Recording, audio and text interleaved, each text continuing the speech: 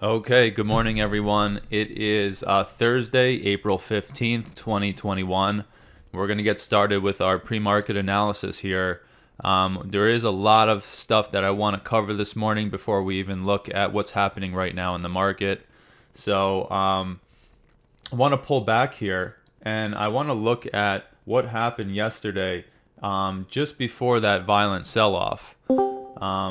So kind of my fault in not informing everyone that at the end of our session at around 8 a.m. Pacific yesterday, we got bearish signals off of that all-time high on all the time frames. So I do kind of want to jump back, and then as we get into the pre-market, the typical pre-market that we do, we're going to talk about some of this stuff again.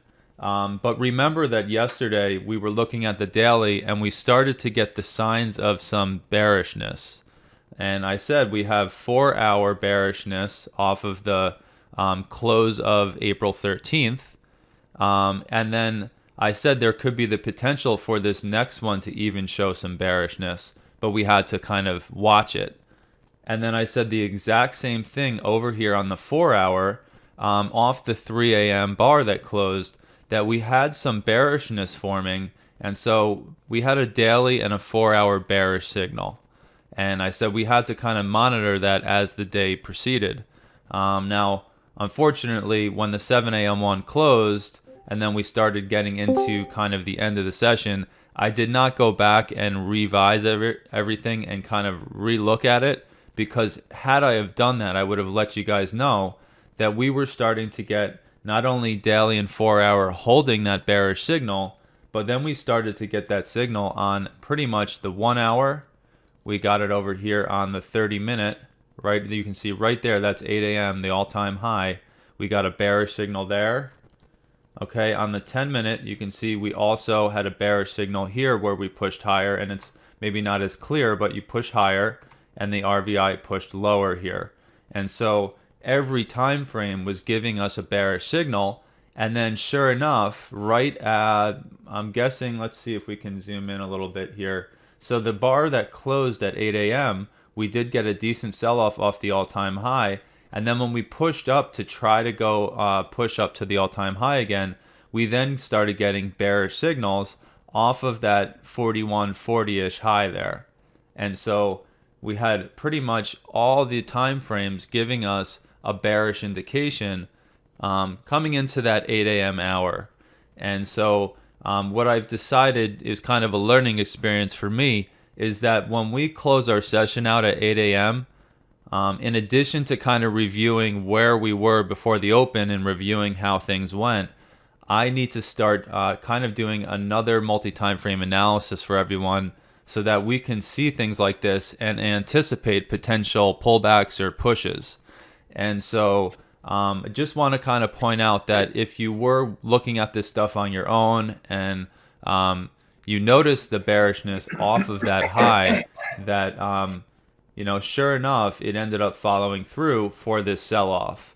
Now, when we sold off, I remember closing out the session saying that 2650 and 2050 were going to be two important levels on the pullback.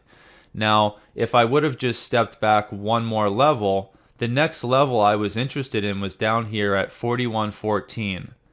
And if you go back to my morning, I don't even know what to call it. I guess you can call it like a morning forecast. But the typical forecast that I put in the regular trading room, I said that if we pull back, there are a number of important levels to look for. So if we go back to the morning here, yesterday, I put out this, the typical thing that I put out every morning that really is just a basic outline of some important levels in the market. So I don't really give any indication of what direction I expect it to go based on my divergence analysis. It's just levels. And if you look here, 4114 was the next level after 2050. So we had 26, we had 2050, and then we had 4114. So if you tried these too long and because it was such a violent sell-off, blew right through them, look where the market stopped, 4113 to the tick, so 1 point past that level, and then pushed, kind of retested it again, and then it went sideways in the overnight, and then we started coming back up. So I just want to point out that the sell-off was definitely something we could have called, and unfortunately I did not kind of bring up all the bearishness I was seeing. But you can clearly see if you go back, like I just did, that had I have done that analysis, we all would have been aware that there could have been a pullback, and we all were aware of the levels that we could have had a bounce from, because in this market right now, this is a buyer's market. We're looking for buys off of pretty much every level on the way down. And with this violent sell-off, I might have been hesitant to maybe buy because it was so violent. But when we started to kind of find a support here at 15 and then bounce and then pull back, that 14 level started to look really sexy, especially because you started to get bullish divergences right at 41.14. Or 13, so 1 point below the level we were interested in. So this is just something I wanted to point out. If you're following that morning forecast that I send out in the chat, and then you are applying the concepts that I'm trying to teach everyone in the room regarding multi-time frame analysis and divergences off of highs and lows, then the drop was definitely something in the cards. And then the levels we had, the first two, it was just a violent sell-off, and I don't know what caused it. Don't really care. I'm more interested in the patterns in the market and the levels we're interested in. But something violent happened there. So some levels are bound to just get broken in such a violent sell-off. But overall, the market is not acting really surprising. It's all acting as we expect. And if we just stick to our analysis, we're going to be able to forecast moves into the future fairly reliably. Now, sometimes they're not going to work. In fact, I posted a multi-time frame analysis alert the other day that ended up not working. The market pushed 4 or 5 points past where I mentioned the signal, and then it bounced. So it was off by 5 points in that situation. But as you can see, all we had to do was look off the high from yesterday, and then when we push back up, so I'll come back to the 10-minute here, when we push back up to try to go back up and test the all-time high yesterday, right around 10 a.m. Pacific, we then also got bearish signals off that high, which was also, I would almost be willing to bet, a 61.8 retracement. So it came right up to the 61.8 retracement. So we had a bunch of confluence there right around 10 a.m. Pacific, that we could potentially then have a continuation down with all the bearish signals there and being at a test of the 61.8 retrace. So just to keep that in mind, so that everyone in the room can kind of start taking these concepts and applying them themselves, and maybe even going right into the multi-time frame alert channel that's in our group and notifying everyone when they see something setting up like that. So that's all I really wanted to say for now. And then, of course, we do have our study session for the week today at 9 a.m. So I hope everyone is able to make it. If not, we are recording it and will be available on the members section of the Day Trade Like a Pro website. And then I will have it as a private link on YouTube that you can also watch it from. So let's get started for this morning. And again, we are going to jump to the quarterly time frame because we just keep pushing to all-time highs, and we just made another all-time high just a few minutes ago. And so let's go back all the way to the pre-market, or I'm sorry, to the quarterly here, and still we have the same exact case. So the market is pushing up higher, and so is RVI. So everything looks pretty normal, still looks extremely bullish from a quarterly perspective.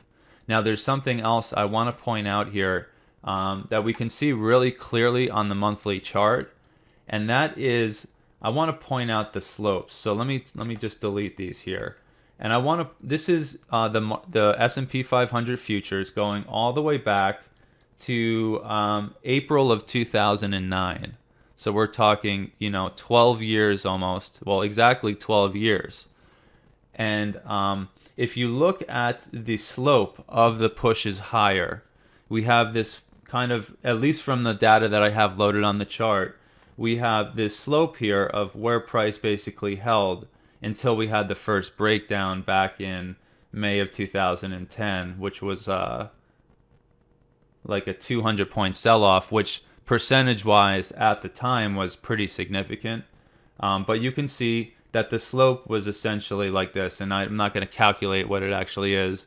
Kind of brings me back to whatever fifth grade math or whatever.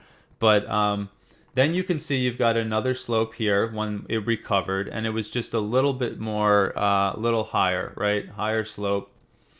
And then you have this one here, which is even higher. So pretty strong bullish push there. And then all through here, through looks like 2013, 2014, the slope was maybe a little less exaggerated, at least compared to that push we had in 2011. And then we had another pretty nice push here coming in through 2016, 2017. But you can see the slope overall, and maybe I want to redraw that a little bit deeper there, is pretty decent, right? But the most extreme slope we've ever seen was back here in this push from October of 2011 going into 2012. Now, you can see as we get closer to the current market right now, we are starting to get some pretty strong slopes there, pretty high slopes. And then the highest slope that we have is the push from the COVID-19 low right here. So you can see before the actual breakdown, or before the breakdown we had in September of 2020, this was the slope all the way up to there. So very, very, very steep. And if you just kind of extrapolate out after that sell-off, again, very, very steep. So pretty much if you look at the slopes throughout time here on the S&P, right now, since we broke down in March of 2020, we've had kind of the most aggressive buying that we've ever seen in the market. And I think a lot of it is because the Fed is pumping money and getting all these banks and everything to keep buying here. But overall, really, really strong, extreme push, especially compared to what's happened in the past. So that was just something I wanted to point out. And then back to the RVI perspective and divergence perspective, we really, again, do not have any signs of reversal as we push here. All right, so again, this is a monthly candle, so we do have 2 weeks. In 2 weeks, this picture could completely change, but as of right now, which is all we have to go off of, there's no sign of reversal on the monthly or the quarterly. Now, when we get up to the weekly, it's the same exact picture. We keep pushing. The RVI keeps pushing. We're higher from the previous high we are looking at. And so everything is looking extremely bullish on all of our, what I call my super high time frames.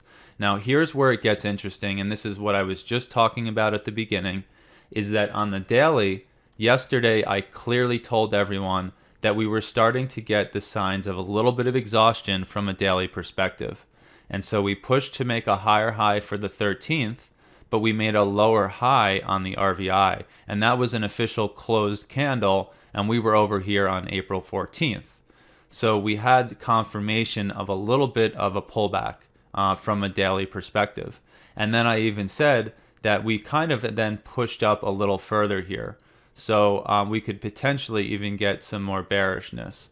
But what ended up happening is when this finally closed at the end of the day, we did push higher overall in price, and so did RVI. So I'm not too concerned from that perspective. Now, right now, we then pushed a little higher, and RVI's again pushing a little higher. So overall, things are starting to make sense now from the daily perspective. But remember that at the beginning of yesterday, we had the first sign of bearishness off of the all-time high from the 13th. And so this little sell-off that we had, we kind of were starting to kind of see the beginning signs of when we did the morning analysis yesterday. And if you remember yesterday, we could only see up to that 3 a.m. close. And I said that 4-hour also does have a little bit of a sign of some exhaustion as we pushed. Now, the next bar, which my fault, I did not talk about during the session or when we closed out around 8 a.m. The market pushed higher, right? We went to that 41.44. We were expecting at least 45-ish, 46. The market only pushed to 44. But when that bar closed, we actually pushed lower on the 4-hour. So now we had a daily and a 4-hour indication of some bearishness off of that all-time high, right? So just want to point that out, and then we'll kind of cover this as we go down, just to kind of make it clear that we already in the cards, we could have expected a sell-off, and that's what happened. Now, right now, we just pushed to a new all-time high. So if I go back to the daily looks normal. It makes sense. But when we go to the 4-hour, you can see that we have pushed to a higher high, but the RVI is actually now just a little bit lower, if not right at that level, right? So we're right when this candle closed around 40, what was the high? 44, which was the all-time high. We were right here. And so at the moment, we just broke that, not by much, but the RVI is about the same, and you might even argue that it's sloping down just a little tiny bit. So from a 1 day and from the quarterly all the way down to the 1 day, there's no signs of exhaustion. From the 4-hour, remember this candle closes at 7 a.m. So we still have 45 minutes and things can change. But as we look at it right now, there's just a little bit of a sign of potential exhaustion from that 4-hour. So let's jump down and take a look at everything else here. Now the 60-minute, you can see we made an all-time high, and from the previous all-time high, we pushed up as well. So nothing on the 60-minute indicating that bearishness, which kind of tells me because the 4-hour has the potential sign, but the two time frames on either side, so the daily and now the 60-minute, do not agree with it. I'm willing to bet that as this develops, we're no longer going to see the bearishness here. But that, it also could just show, but I'm just saying from either time frame on either side, we're not really seeing that indication. So right now, from the 60-minute perspective, everything still looks fairly bullish here. We don't have any indications of reversal, except for the fact that we do have a reversal candlestick pattern. So you can see this candlestick has a huge wick to the upside, and it's way more than 50% of the candle. And so if the market does come up and breaks that candle, that's actually how some people trade. There's actually a trading system where when you see this type of candle, the idea is to either short it and keep your stop just above it, or if the market then retraces that whole wick, you get long when the market breaks out from above, and then you keep your stop below the candle. Now this is a big candle, it's 60 minutes, so we're talking about more than a 10-point stop if you were to trade like that, and that's not, as you know, that's not how we trade here, at least with my system. But I just want to point out that that's how some people do trade. You had a huge wick to the low here, so some people will get in long, keep their stop below the wick, and look for the long. And in this case, it ended up working out for anyone who maybe traded that strategy. But overall, other than that somewhat bearish candle, there's no real indications of bearishness from an RVI perspective. In fact, we're in a very strong part of the RVI range. It would be nice that we were up closer to 75, 80, but we are breaking above the 60. We are up in this 70 range. And remember, anywhere from 40 to 80 is our bull range on RVI. And it's been holding the 40 all this time. As we push higher, we have not broken this 40 in quite some time. We only broke it, we had this big sell-off, and then you can see this huge exaggerated divergence here where we did break all the way almost to 30 there, and that was actually a great opportunity to buy. This was back on March 28th. Great opportunity to buy. We never actually came back after that extreme pullback there on RVI, and now we're up, I don't know, 200, 250 points. So far, everything looks pretty bullish, except for this 1 4-hour kind of indicating a little bit of exhaustion. but we do not have it on any other time frame so far. So everything looks very bullish again this morning. And now we're going to jump down to the intermediate time frames to see what's going on here. Now, I did mention earlier that just because the KP is so reactive, I mean, we didn't have other signals there, but you could try the KP long, and it only really came against you by maybe 2 points. It's 1.75 points. So it went against you, and now we are now starting to push. So anyone that maybe tried that long, that was a decent level. But if you look at where we actually bounced, you could have taken a lot less risk right off the previous resistance in the market right there.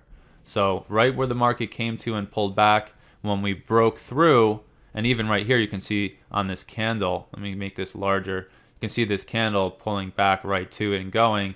When we actually finally pulled back after the extension away, it actually reacted off of it. And so these are, just pointing out why I use support and resistance, and just pointing out that it does work, pretty often. And so that means that maybe today you can see all the previous resistance in the market here at 41.2750, and then we have 50% of the previous day just a point above. This area might be interesting if we do get somewhat of a correction here this morning. So from a 30-minute perspective, remember we were looking at the 60, we actually do have a nice bearish divergence right off the high. So now we have the 30-minute and the 4-hour kind of agreeing with each other, with all the other time frames still looking bullish. Now we haven't dialed down to the short time frames yet, but we do have a little bit of bearishness as we try to push. But again, the bulls ended up defending the little resistance in the market at 39.50 here. And now you can see this candle has a big wick to the downside. Now there's 7 minutes left in this candle, so anything can happen. This can come right back down. But at least if you did try a long off the previous resistance or off the KP, if it starts to come back, you can just get out of the trade and look for your next good entry. Remember, it's take it one good trade at a time. One good trade, one good trade. Some of them aren't going to work, but the ones that work are going to pay you back in dividends. So the 30-minute does have a little bit of bearishness off the high, but the surrounding time frames we're now going to have to look. Does the 10-minute also agree? And so as we look at the 10-minute, from the very local perspective, you can see there's nothing there, right? We pushed to higher. But so did the RVI.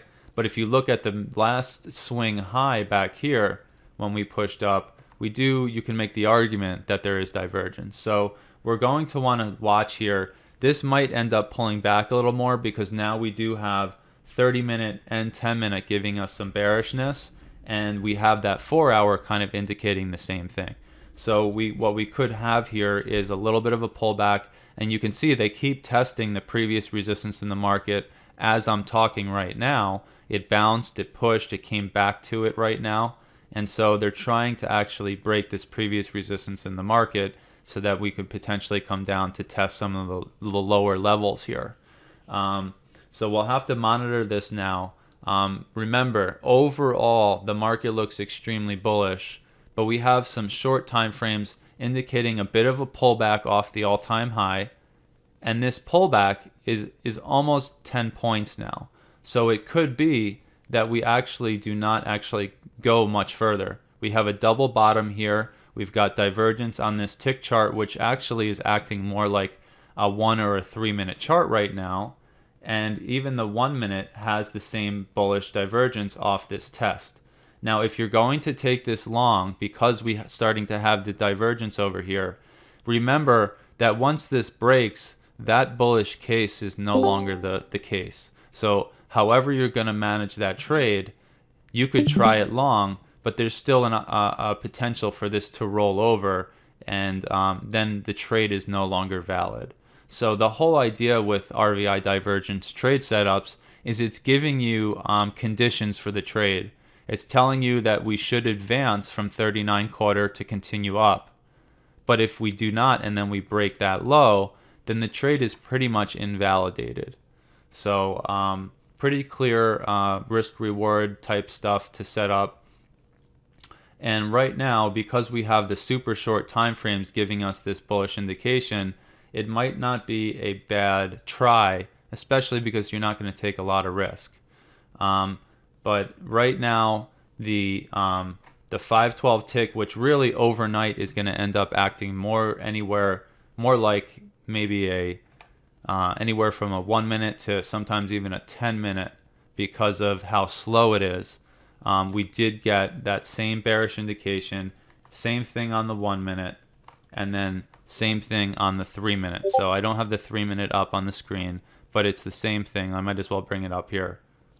We did have that bearishness, but we did get a pullback of almost 10 points, and now the test of this double bottom here is now giving us bullish indications from all the time frames on the short time frame all the way to the 10 minute. So we did get the pullback that was expected from the signals we have, and now we could continue to push higher. So I just want to leave that out there. Again, if you tried the trade when I told you around 39.50, we are now up over a point. So if this starts to roll over, which is very possible, then there's a possibility that this trade is not going to work. But we can also take a look at the retracement levels and see that this was a 61.8 retracement off the previous resistance in the market with divergence. So every checkbox has been made to try this long. So you can try that for now. And we've got just a few minutes until the open. So we'll watch this. We've got a bullish bias. We had the understanding that there was some bearishness off the all-time high, but now we have almost a 10-point pullback. So that might be all we get from that indication, because overall, remember, my system says that if we are in a bull push and we get some bearish indications off the high, that's just telling us of a small pullback. It ends up becoming a huge pullback if every single time frame agrees, but we don't have that higher time frame. We don't have the daily, we don't have a weekly, we don't have the 1 hour, so we don't have all those higher time frames giving us the bearishness. We just have a few time frames. We have the 4 hour, and then we have a few short time frames. So this pullback could be all we get right now. So we'll just kind of monitor here as we get close to the open. Kind of look at some of the levels. So remember yesterday, this is another really good thing to point out before we get to the open here. Yesterday, we wanted a long off 41.30 out of the open, which was the overnight low, to try to come up and test the all-time high, which is exactly what ended up happening. But when we had that very violent sell-off, okay, we're going to talk about this in the study session today, so I won't waste a lot of time. But when we had the violent sell-off yesterday, what level did the market find resistance at? 41.30. I mean, it pushed it by a tick or two. And then if you shorted that, you ended up getting an awesome trade going into the close or to the end of the day. So overall right now, again, bullish into the open. We understood that there was a pullback possible off the all-time high. We've already got a pretty decent pullback so far. It could continue, but overall we're looking for longs coming into the open. We've got 1 minute to the open now.